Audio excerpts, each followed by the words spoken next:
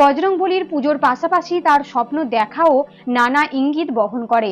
এক, বজরংবলীর স্বপ্ন দেখা। স্বপ্নে বজরংবলীর মন্দির বা মূর্তি দেখলে বুঝতে হবে যে আপনার উপর তার আশীর্বাদ রয়েছে। শীঘ্র সাফল্যের দিকে অগ্রসর হওয়ার দিকে ইঙ্গিত দেয় এই স্বপ্ন।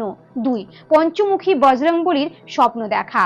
স্বপ্নে পঞ্চমুখী হনুমান দেখা অত্যন্ত শুভ।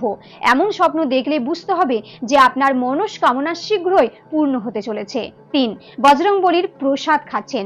বজরংবলীর প্রসাদ খাচ্ছেন এমন কিছু স্বপ্নে দেখলে নিশ্চিত হন, কারণ বজরংবলী কখনো আপনার পরিবারে ধনধান্যের অভাব হতে দেবেন না। বিনা বাধায় কাজ পুরো হবে আপনার। পাঁচ, রামের সঙ্গে বজরংবলীর স্বপ্ন।